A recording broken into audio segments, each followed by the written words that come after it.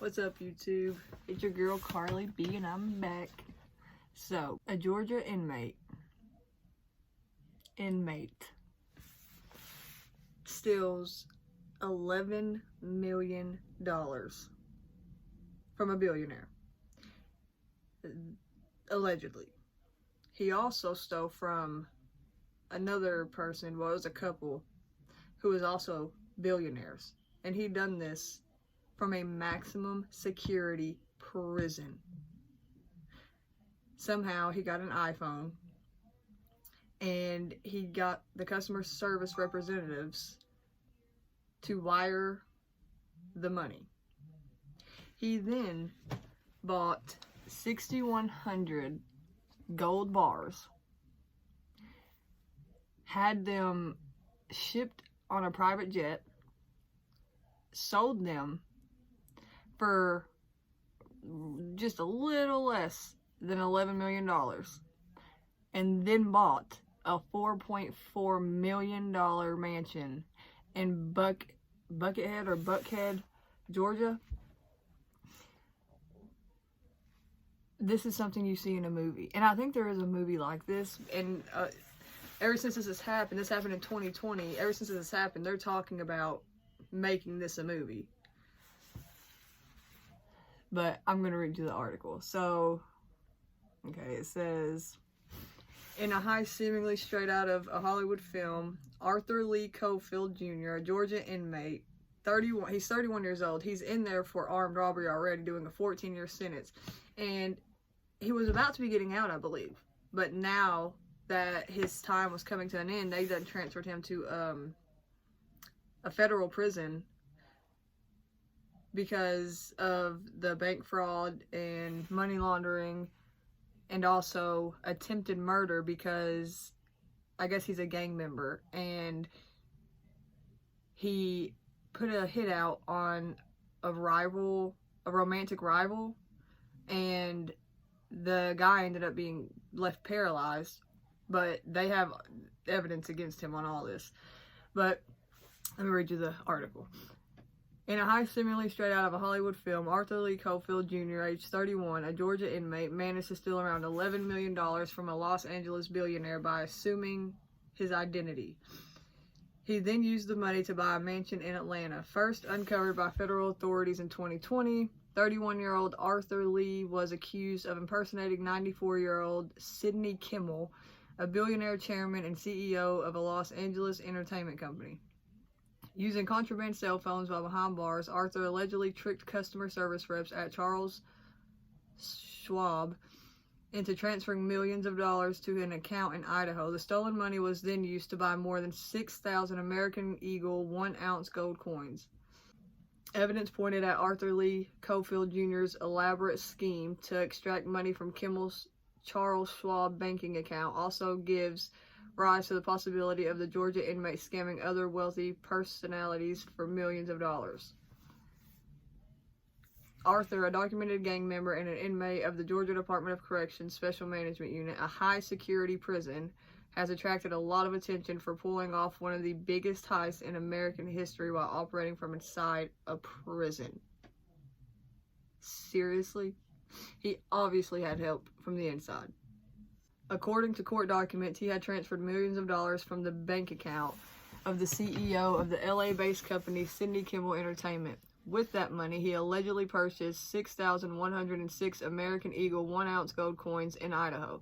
The coins were then flown to Atlanta in a private aircraft and used to buy a $4.4 million house in Buckhead. How does somebody do this?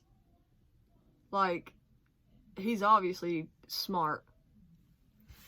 Or he just has a lot of people around him that he can just manipulate into doing anything for him.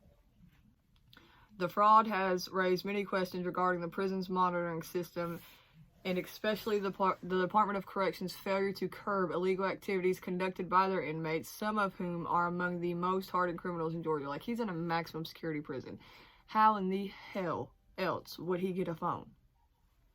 According to reports obtained by the Atlanta Journal-Constitution, Arthur Lee Cofield Jr. faced no problem with possessing multiple phones while in prison. He was caught with a cell phone 12 times at 5 different Georgia prisons. An experienced correctional officer said they know what he's doing with cell phones and he's still getting them in. What does that tell you? So he's basically telling on the rest of them who are helping him. Known by his gang members as Yap Lavish, Cofield also faces an attempted murder charge for his involvement in a previous shooting which left a young man paralyzed. During a bond hearing in December 2020, a federal prosecutor stated Mr. Cofield has figured out a way to access accounts belonging to high net worth individuals, frankly billionaires, located across the country. I wonder if he thought they wouldn't notice it or something. Like, seriously. And everything's traceable through online. I don't know how he thought he was going to get away with this in the first place. Further alleged that the government was in possession of evidence which showed that Cofield had access to an account belonging to Nicole Wortham, the wife of Florida billionaire Herbert Wortham. Cofield allegedly looted around $2.2 million from Wortham's account, converting the cash to gold coins once again.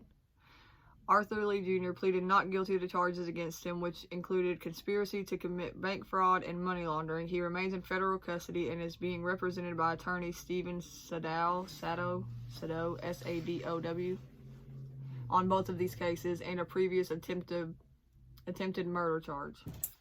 What do you think? Like, how does this even happen? They're definitely going to end up making a movie out of this. I guess he thought he was about to get out, so like, oh hey, you know, they're billionaires, they're not going to notice, so let me take some of it. And you know what's crazy? You have to have so much information to transfer money like that, and that's a lot of money. Like, how would he do that? I know I seen an article that said he had his name, a utility bill, and something else. Let me see if I can find it. But I guess he thought since he was about to get out, he would buy his a mansion and live lavishly.